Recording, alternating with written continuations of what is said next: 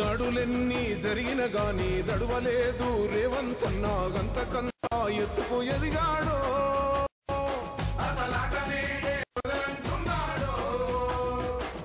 మొక్కనాడు పోలేదు ఒక్కడయ్యి కొట్లాడాడు అందుకే పెద్ద నాయకుడయ్యాడో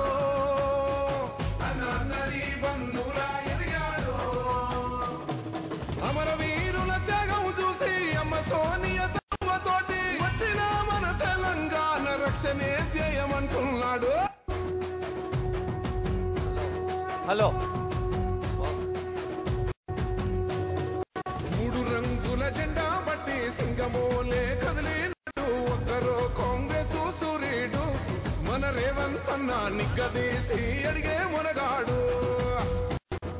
వీడు భూమిన వానైతాడు బీద సాదల ధైర్యం వీడు దొంగ దొరల భరతం పడతాడు మన రేవంతన్న పేద ఇంటికి పండుగ తెస్తాడు.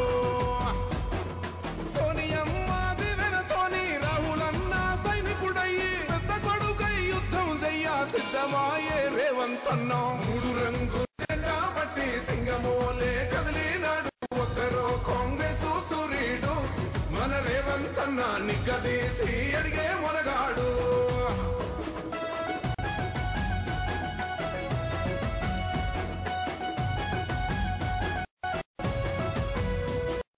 దాడులెన్ని జరిగిన గాని దడువలేదు రేవంతన్నా గంతకంతా ఎత్తుకు ఎదిగాడో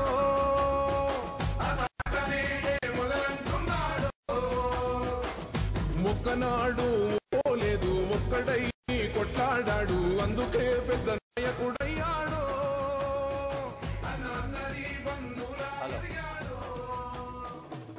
అమరవీరుల త్యాగం చూసి అమ్మ సోనియా చలువతోటి వచ్చిన మన తెలంగాణ రక్షణే చేయమంటున్నాడు.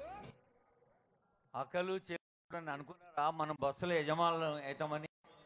ఈరోజు దాదాపు 600 బస్సులు ప్రభుత్వం పూనుకొని బ్యాంకు లింకేజీ తోటికి మీకు అప్పులు ఇప్పించి మీతో బస్సులు ఇప్పించి మీరు యజమానురాలు అవుతున్నారు, ఆర్టీసీకి మీరు కిరాయిస్తున్నారు.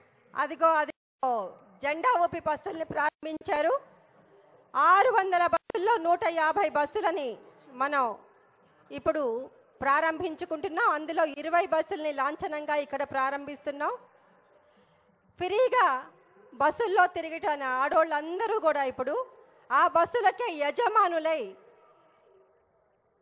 ఆర్థిక శక్తిగా ఎదిగినరు. ఆర్టీసీకి మనం బస్సుల్ని అద్దెకిస్తున్నాం. దాదాపుగా 70 నుంచి 80 వేల వరకు ప్రతి నెల అద్దె మనకి వస్తోంది. దాని మూలంగా స్వయం సహాయక సంఘాలు బలోపేతం కాబోతున్నాయి. అదిగో చూసిండ్రా, వరుస పెట్టి ఒక్కొక్క బస్సు ముందుకు కదులుతోంది. మన రాష్ట్ర ప్రగతి ఏ విధంగా అయితే యూనిస్తుందో అలాగే బస్సులన్నీ కూడా ఒకటి వెనక ఒకటిగా కదులుతూ ఉన్నాయి. ముఖ్యమంత్రి రేవంత్ రెడ్డి గారు, సిఎస్ గారు, జిల్లా ఇన్ఛార్జ్ మినిస్టర్, రవాణా శాఖ మంత్రులు, బీసీ సంక్షేమ శాఖ మంత్రులు పొన్నం ప్రభాకర్ గారు, వీరందరూ కూడా ఈ 20 బస్సుల్ని లాంఛనంగా ప్రారంభించుకున్నాం. రేవంత్ రెడ్డి గారి ప్రభుత్వం ఈరోజు మహిళా దినోత్సవం